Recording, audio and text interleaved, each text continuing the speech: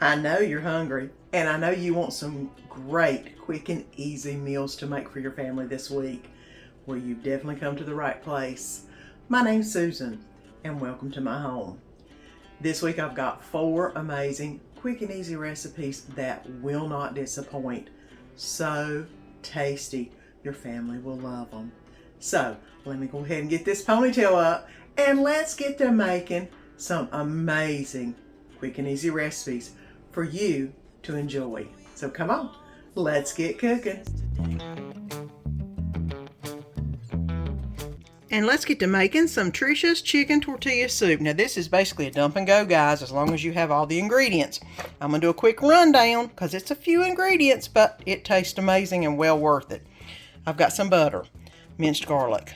I've got 4 cups of half and half, a whole onion diced, some rotel, can of cream of chicken soup, some light red kidney beans I'm going to rinse and drain, some black beans I'm going to rinse and drain, some whole kernel corn I'm just going to drain. I've got some fajita seasoning, some cumin seasoning, rotisserie chicken that I have basically shredded all the meat off of. I've got some chicken broth, 5 cups of chicken broth right here, and that is all you need for the chicken tortilla soup. I'm going to go ahead and start putting everything in the pot so we can get this simmering on the oven. And I've got the pan heating up. I'm going to go ahead and put the butter in, and I'm going to go ahead and put the minced garlic in and the diced onion in, and let that go ahead and brown up just a little bit. And I've let this simmer on medium-high for a few minutes. It says about 5 minutes. I'm going to go ahead and add in 2 tablespoons of all-purpose flour into the mix to kind of make a roux. And I'm going to let that get mixed in with the butter and the onion. It just is going to thicken the soup up whenever you make it, but it's also going to give it lots of flavor. So there's that. Now I've let that cook for about a minute. I'm going to go ahead and add in all the chicken broth, which this is some bone broth and some chicken bouillon stock put together, because I didn't have enough defrosted to make the soup, but it'll make a wonderful broth. And with that, I'm also going to add in the 4 cups of half and half. You smell it cooking, Dolly? Dolly's in here smelling it cooking. They love them some chicken, that's for sure. And go ahead and get this mixed around a little bit. And now we're going to start adding a lot of the other ingredients. Next, I'm going to go ahead and add in the cream of chicken soup, which will make this nice and rich with flavor. Plus, it'll make it a little bit thicker than it would be if it didn't. So that's in there. And the rotel. And it's going everywhere. Lord help. There we go. I'm going to go ahead and add in all of the chicken. It is shred, but it will shred up even more while it's in the soup boiling. And next I'm going to add the black beans, kidney beans, and corn. And we've about got it up to the top of the pot here. I knew it was going to be full, but yep, it's about there. I'm going to go ahead and do a gentle stir.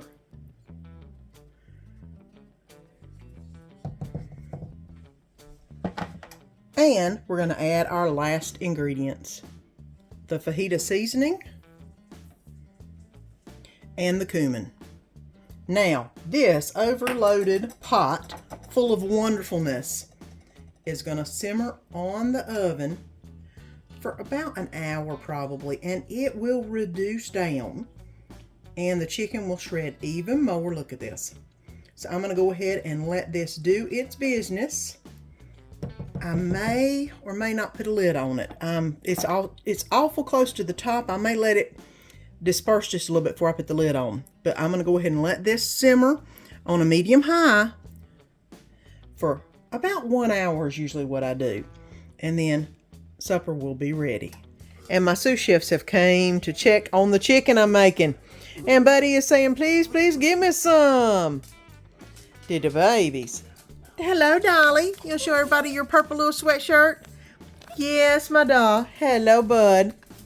He says, I want some. Gimme, gimme. Oh, you're hungry. Okay, let Mommy get you some food, and then Mommy will get hers. And this has been on a light simmer for about an hour. All you need to do is make sure that the beans and the corn and all that are cooked. And this is nice and thick. And ready for me to put it in a bowl and eat some soup. So come on, let's get this in a bowl. Now, I consider this kind of the Mexican version of chicken noodle soup because we usually put tortillas, or tortilla chips that is, in the bottom of the soup. When the hot soup hits the tortillas, it turns them into almost like noodles. So this is awesome. Now, it's got the tortilla chips on the bottom. I've spooned the soup over top so it'll make it into almost noodles whenever I eat it. And now I love to put some cheese on top, just because, and some sour cream. You know me. And there you go. And it's chicken tortilla soup time. This is the best Mexican version of chicken noodle soup. My family loves it, and I hope yours will too. And that's what's for supper tonight. And it's early in the morning, and I'm going to make some crockpot Philly cheesesteak. And I'm halvening the recipe because I don't need 2 pounds of meat. I've only got about 1 pound of meat. I've got some beef bouillon, some onion, half a green pepper, half a bell pepper, salt, onion powder, Worcestershire, Italian seasoning, salt and pepper, and my beef shaved steak, which is going in the crock pot. So let's get everything put in the crock pot so we can cook on low all day, and I can come home and make me some Philly cheesesteak sandwiches. And the first thing going in is the beef shaved steak, and I'm going to add the beef bouillon to the top of that. And I'm going to separate this meat up just a little bit so it can get into the beef bouillon. I know while it cooks, it's going to produce a little bit more juice, especially whenever I put on the bell peppers and the onion. This is half an onion chopped up. I'm going to add in a little bit of onion powder. I'm going to add in a little bit of garlic powder and a little bit of Italian seasoning. I'm going to add a little bit of salt, into it. And I also need to add a little bit of water.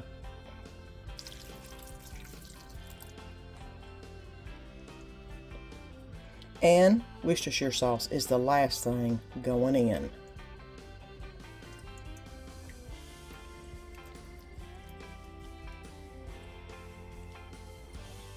I'm going to give this a good mix around.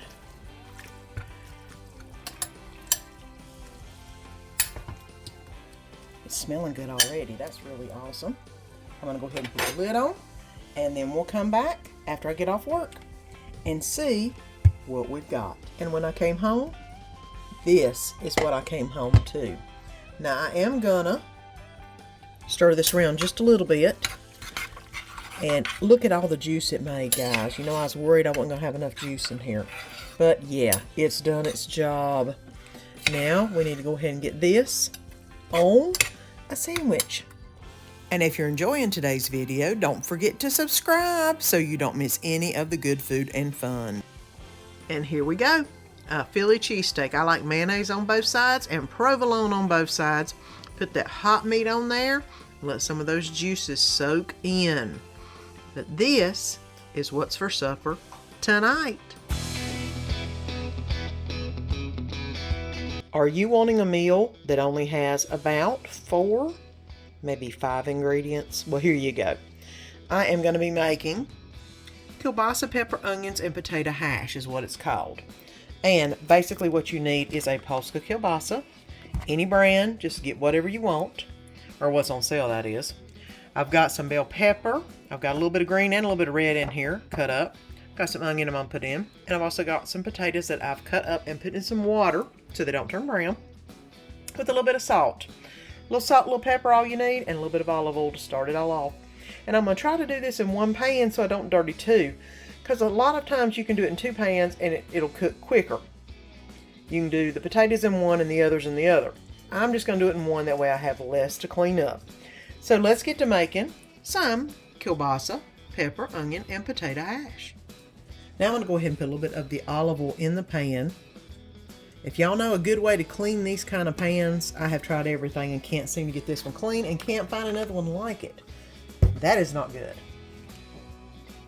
I've let this warm up a little bit. I've poured the water off my potatoes. I'm going to go ahead and add them into the pan to start cooking up. You don't have to have it on high heat. You can have it on a medium or medium low.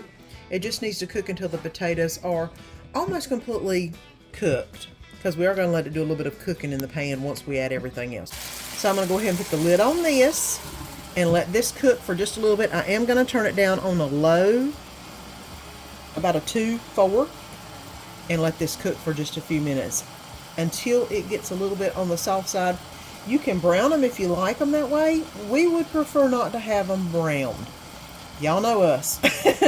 We would rather have them just being done and a little bit of brown on them than really fried potato, you know, French fry kind of. So let me let this cook for just a few minutes on low.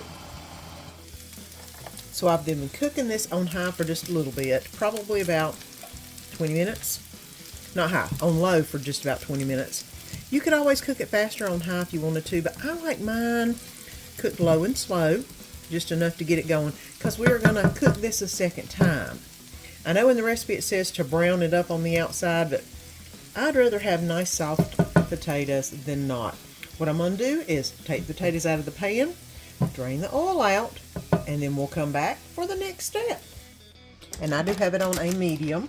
The next thing I'm going to do is the kielbasa. And I normally just cut my kielbasa with a pair of scissors, actually, and it's just as good.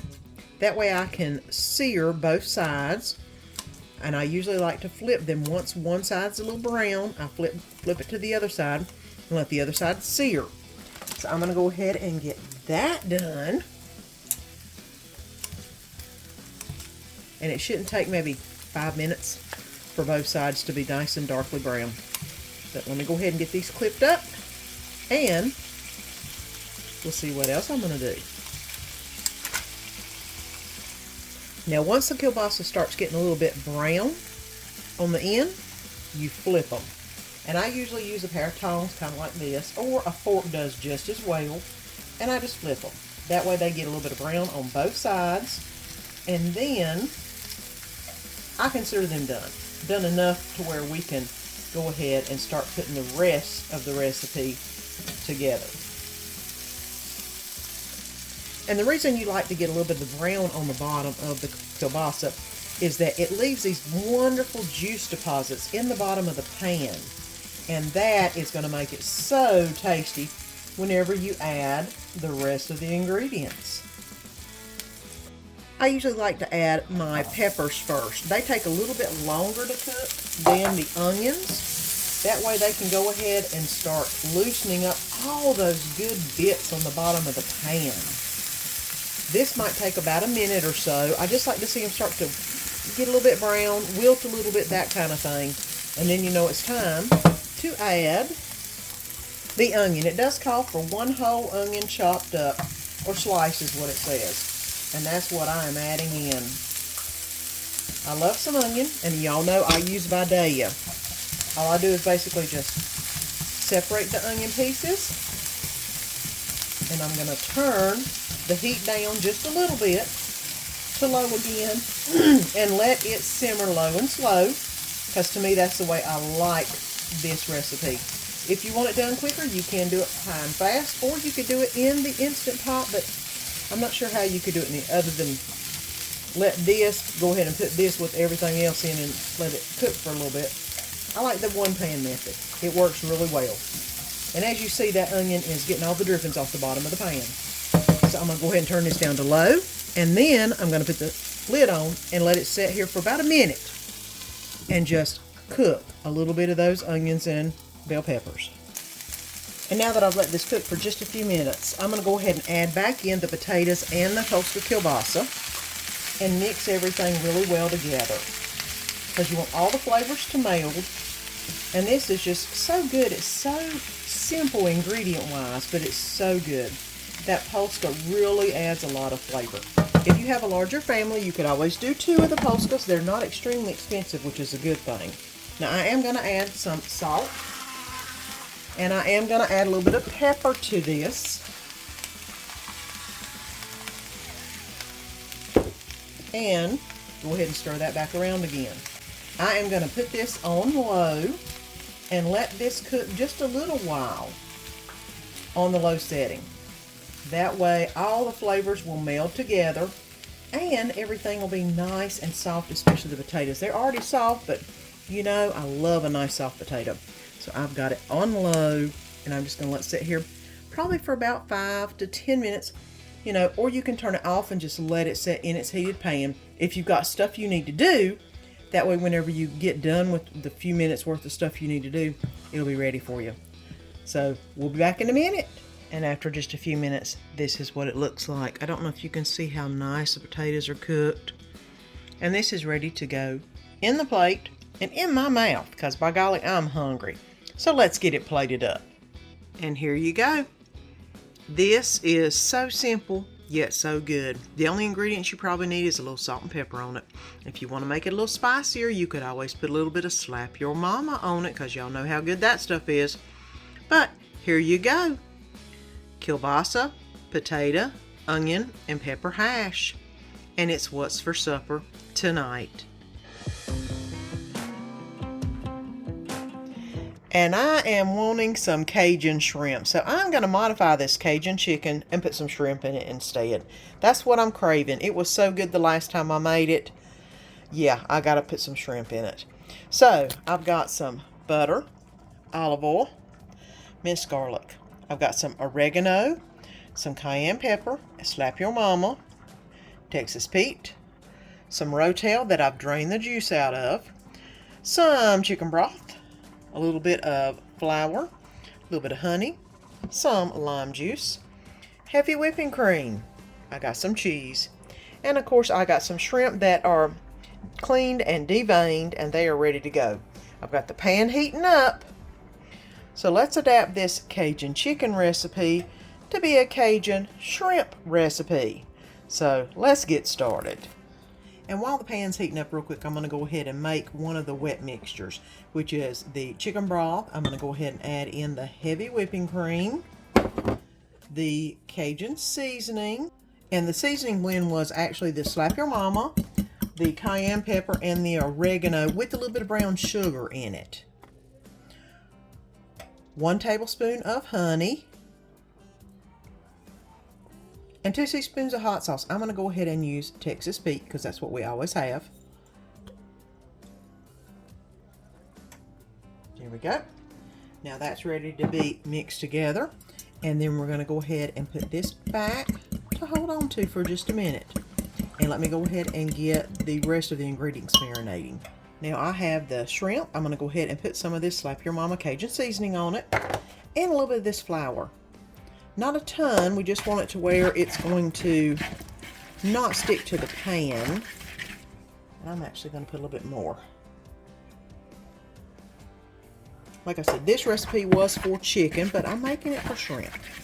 Because I thought this tasted so good with the chicken, it needed to have something else going on with it.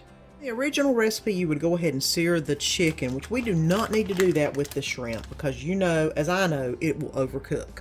I'm going to go ahead and add in the 3 tablespoons of butter and let that melt just a little bit. Now that the butter is well melted, I'm going to go ahead and add in the garlic and let that get really nice and fragrant. I'm going to go ahead and add in the rest of the flour. And this is basically going to create a roux. I want to make sure that this flour mixture gets cooked. And it'll thicken up the recipe along with the shrimp once we put it in.